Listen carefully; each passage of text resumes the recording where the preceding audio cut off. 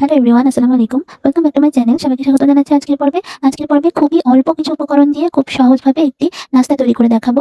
তো এই নাস্তাটা তৈরি করতে প্রথমে আমার লাগছে ১ কাপ পরিমাণ আটা। আটা বা ময়দা যেকোনো একটাই ব্যবহার করতে পারবেন। তারপর দিয়ে দিচ্ছি হাফ চা চামচ লবণ। তারপরে দিয়ে দিচ্ছি ৩ টেবিল চামচ পরিমাণ চিনি। হাফ চা চামচ দিচ্ছি আমি বেকিং পাউডার। আর দিয়ে দিচ্ছি হাফ চা চামচের মতো ভ্যানিলা এসেন্স। এখানে আমি একটা ডিম ফেটিয়ে নিচ্ছি। আর দিয়ে দিচ্ছি ১ চা চামচ পরিমাণ সয়াবিন তেল। এখন এইসব উপকরণগুলো আমি একটু হাতের সাহায্যে ঘষে মিক্স করে নিচ্ছি।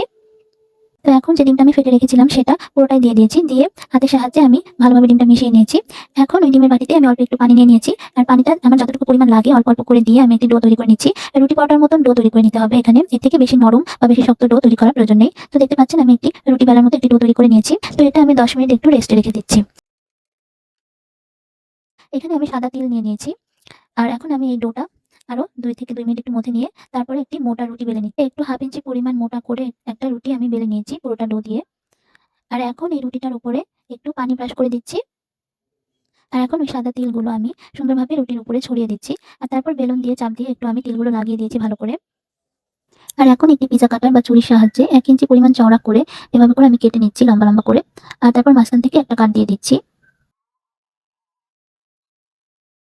এখন এই নাস্তাগুলো আমি ভেজে নিব। এর জন্য কড়াই গরম করে সয়াবিন তেল দিয়ে দিয়েছি। এখন একটা করে নাস্তা আমি ছেড়ে দিচ্ছি তেলের মধ্যে। তো এখন চুলার আঁচটা লো মিডিয়ামে রেখে এই নাস্তাগুলো আমি উল্টে পাল্টে বাদামি রং করে ভেজে নিচ্ছি। তো নাস্তাগুলো ভেজে আমি একটি প্লেটে উঠিয়ে নিয়েছি। দেখতে পাচ্ছেন আমি একটা নাস্তা আপনাদের ভেঙে দেখাচ্ছি ভেতর থেকে কেমন হয়েছে। তো এই নাস্তাটা আপনারা বিকালে চায়ের সাথে তৈরি করে খেতে পারেন। নাস্তাটা খেতে অসম্ভব মজা হয়ে থাকে। তো আমার এই ভিডিওটি ভালো লেগে থাকলে একটি লাইক করে দিবেন। আর এরকম সহজ নাস্তার রেসিপি দেখতে চাইলে আমার চ্যানেলটি সাবস্ক্রাইব করে চ্যানেলের সাথেই থাকবেন। সবাই খুব বেশি ভালো থাকবেন। আল্লাহ হাফেজ।